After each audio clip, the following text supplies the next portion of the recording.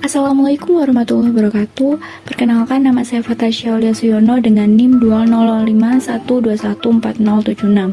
Pada video kali ini, saya akan membahas tentang model infrastruktur jaringan. Langsung saja, happy watching!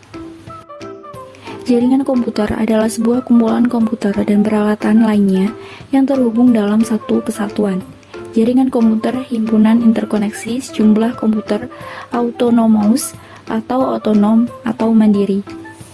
Sistem terdistribusi adalah suatu sistem perangkat lunak yang dibuat di atas sebuah jaringan.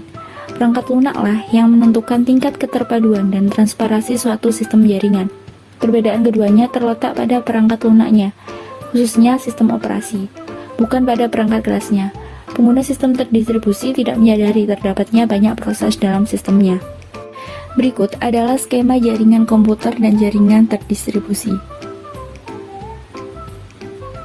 Dan ini adalah contoh penerapannya. Kemudian, kita akan membahas data center.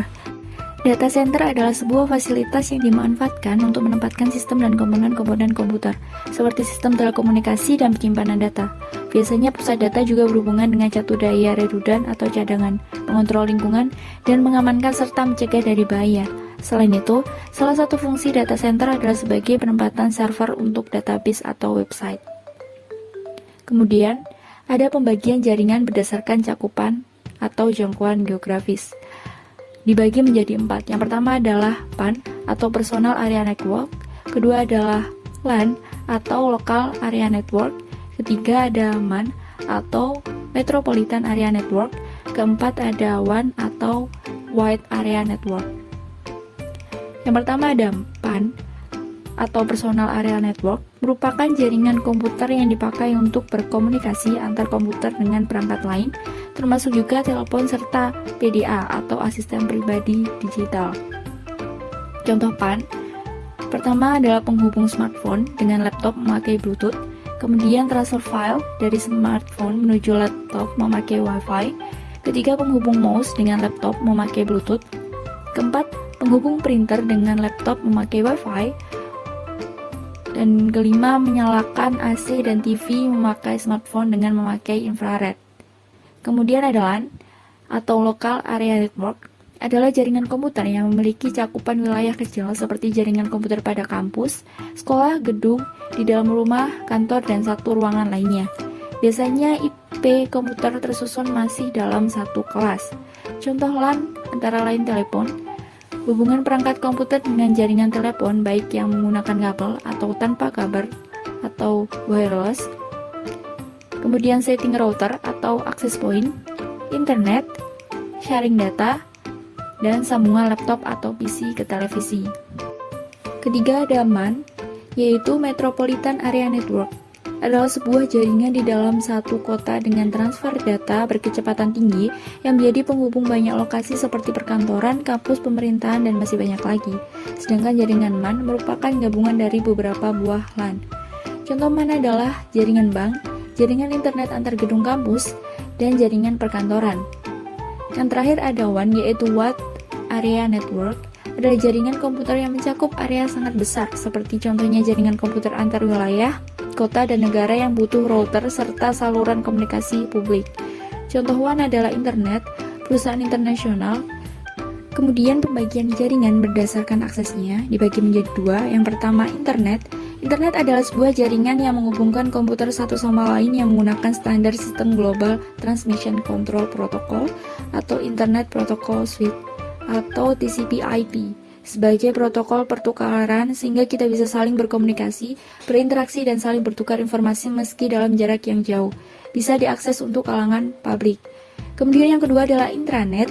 Intranet adalah jaringan pribadi atau private network yang menggunakan internet untuk saling berbagi dan bertukar informasi di dalam jaringan lokal. Contohnya adalah perusahaan, kantor, sekolah, universitas, dan lain-lain.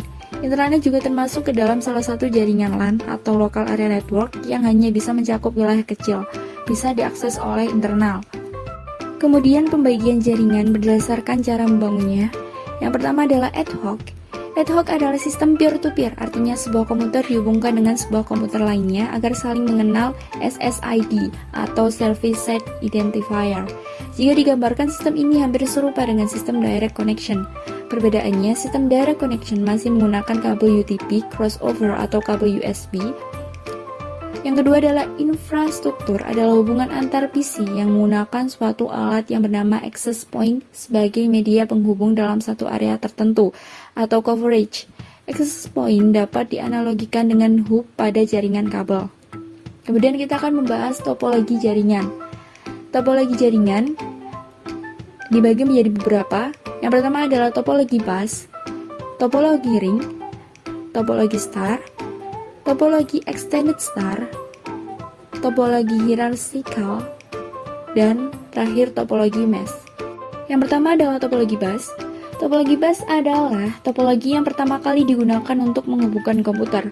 Dalam topologi ini, masing-masing komputer akan terhubung ke satu kabel panjang dengan beberapa terminal. Dan pada akhir dari kabel harus diakhiri dengan satu terminator. Topologi ini sudah sangat jarang digunakan di dalam membangun jaringan komputer, biasa karena memiliki beberapa kekurangan, diantaranya kemungkinan terjadinya tabrakan aliran data. Jika salah satu perangkat putus atau terjadi kerusakan pada satu bagian komputer, maka jaringan langsung tidak akan berfungsi sebelum kerusakan tersebut diatasi. Yang kedua adalah topologi ring. Topologi ring digunakan dalam jaringan yang memiliki performance tinggi, jaringan yang membutuhkan bandwidth untuk fitur yang time sensitif seperti video dan audio, atau ketika performance dibutuhkan saat komputer yang terhubung ke jaringan dalam jumlah yang banyak. Pada topologi ring, masing-masing titik atau node berfungsi sebagai repeater yang akan memperkuat sinyal di sepanjang sirkulasinya. Artinya masing-masing perangkat saling bekerjasama untuk menerima sinyal dari perangkat sebelumnya, kemudian meneruskannya pada perangkat sesudahnya. Proses menerima dan meneruskan sinyal data ini dibantu oleh token. Yang ketiga adalah topologi star. Topologi star atau topologi bintang adalah suatu metode atau cara untuk menghubungkan dua atau lebih komputer dengan jaringan yang berbentuk bintang atau star, di mana topologi jaringan berupa konvergensi dari node tengah ke setiap node atau pengguna, sehingga semua node atau titik terkoneksi dengan node tengah tersebut. Topologi star atau star network memiliki prinsip kerja dengan sebuah kontrol atau kendali terpusat di mana seluruh link akan melalui pusat dan kemudian data disalurkan ke semua node atau node tertentu yang dikehendaki server pusat. Dalam istilah teknologi informasi, simpul pusat disebut dengan stasiun primer, sedangkan node-node yang terhubung lainnya disebut sebagai stasiun sekunder atau klien. Kemudian yang keempat adalah topologi extended star. Topologi jaringan extended star adalah sebuah topologi jaringan yang sama dengan topologi jaringan star. Akan tetapi pada topologi jaringan extended star memiliki lebih banyak repeater dalam satu node pusat sehingga jangkauannya lebih panjang dibanding dengan topologi jaringan star biasa. Topologi jaringan extended star tersendiri merupakan perkembangan dari topologi jaringan star di mana konsep dasar dari topologi jaringan ini adalah sama dengan topologi star. Hanya saja topologi ini memiliki jangkauan dan jumlah host lebih besar dibandingkan topologi star biasa. Kemudian ada topologi jaringan hierarchical. Topologi jaringan hierarchical adalah sebuah topologi jaringan yang mempunyai susunan jaringan yang bisa dibilang hampir sama dengan pohon yang bercabang. Pada topologi ini, setiap node memiliki tingkat masing-masing. Node yang memiliki tingkat tinggi diletakkan di atas, sedangkan untuk yang memiliki tingkat rendah diletakkan di bawah. Dalam topologi ini, sebuah node bisa mempunyai cabang layaknya pohon yang memiliki cabang yang mempunyai cabang lagi. Data yang dikirim oleh node tertentu harus melewati node pusat atau node pusat cabang untuk sampai pada tujuan. Jadi pada suatu kesempatan, jika node pusat tersebut rusak, maka node tertentu akan kesulitan untuk mengirim data ke node yang letaknya lebih jauh. Kemudian ada topologi mesh. Topologi mesh adalah topologi gabungan dari topologi ring dan star. Topologi mesh adalah suatu bentuk hubungan antar perangkat di mana setiap perangkat terhubung secara langsung ke perangkat lainnya yang ada di dalam jaringan. Akibatnya, dalam topologi mesh, setiap perangkat dapat berkomunikasi langsung dengan perangkat yang dituju, atau dedicated links. Jaringan dari topologi ini memang jarang digunakan. Salah satu penyebabnya yaitu karena sulitnya dalam mengelola serta menggunakan topologi, sebab banyak kabel yang harus digunakan, terlebih lagi apabila terjadi kerusakan di salah satu komputer pada topologi komputer, yang lainnya pun tidak akan terpengaruh. Kemudian pembagian jaringan menggunakan kabel. Yang pertama adalah jaringan berkabel atau wired network. Wired network merupakan media transmisi yang menggunakan kabel. Media transmisi ini memiliki keterbatasan jangkauan dan banyak memakai tempat untuk jaringan kabel. Akan tetapi, media transmisi ini memiliki kemampuan transfer data yang cepat, tingkat keamanan yang tinggi, dan biasanya digunakan dalam area lokal, misalnya dalam satu gedung atau antar gedung. Kabel yang sering digunakan sebagai media transmisi antara lain twisted pair, coaxial, fiber optic, dan sebagainya. Yang kedua adalah jaringan nirkabel atau wireless network. Wireless network memanfaatkan gelombang elektromagnetik sebagai komunikasi datanya. Wireless network atau media transmisi tanpa kabel ini memiliki keunggulan. Salah satunya yaitu dapat diakses oleh pengguna dimanapun berada. Namun kemampuan transfer datanya lebih kecil dibandingkan dengan jaringan kabel. Jika sumber data dan penerima data memiliki jarak yang jauh atau medannya sulit, maka bisa digunakan media transmisi radiasi elektromagnetik yang dipancarkan lewat udara terbuka berupa gelombang mikro dan gelombang radio. Kemudian jaringan berdasarkan siarannya atau castingnya. Yang pertama ada unicast atau satu ke satu. Unicast merupakan suatu metode pengiriman atau transmisi data dalam jaringan dengan mekanisme 1:1 atau PTP atau point to point. Dengan kata lain, pengiriman data dilakukan antara satu alamat pengirim dan satu alamat penerima. Ketika data berhasil diterima maupun gagal diterima, maka si pengirim akan diberikan informasi ke pengirim. Untuk topologi jaringan dengan komunikasi Connection Oriented atau TCP, jika data gagal diterima, maka akan dilakukan pengiriman ulang sampai data dapat dikirim secara lengkap. Contoh dari transmisi data menggunakan tipe alamat unicast sering dilakukan dalam komunikasi perangkat sehari-hari.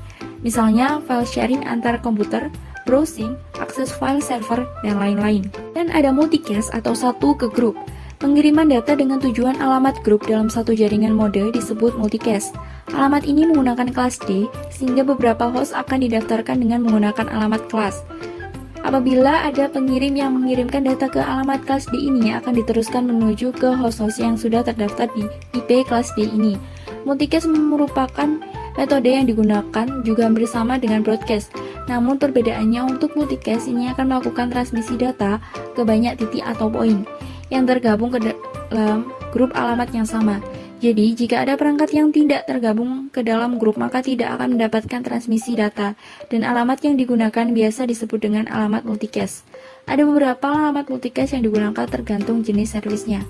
Kemudian yang terakhir adalah broadcast, atau satu ke semua. Broadcast merupakan pengiriman data dengan tujuan semua alamat yang berada dalam satu jaringan. Broadcast merupakan metode pengiriman atau transmisi data ke banyak perangkat sekaligus atau PTMP atau point to multi-point. Dalam pengiriman ke banyak poin dengan metode ini tidak perlu memperhatikan apakah data tersebut sampai ke penerima atau tidak, dan juga tidak melihat apakah perangkat penerima pada siap titik tersebut sedang aktif siap menerima paket atau tidak. Metode ini biasanya dilakukan pada setiap perangkat yang tergabung dalam jaringan yang sama atau dengan kata lain, bergabung dalam suatu alamat broadcast yang sama. Nah, sekian pembahasan dari saya tentang model infrastruktur jaringan. Semoga bermanfaat. Bila ada salah kata, mohon maaf sebesar-besarnya. Wassalamualaikum warahmatullahi wabarakatuh. Thanks for watching.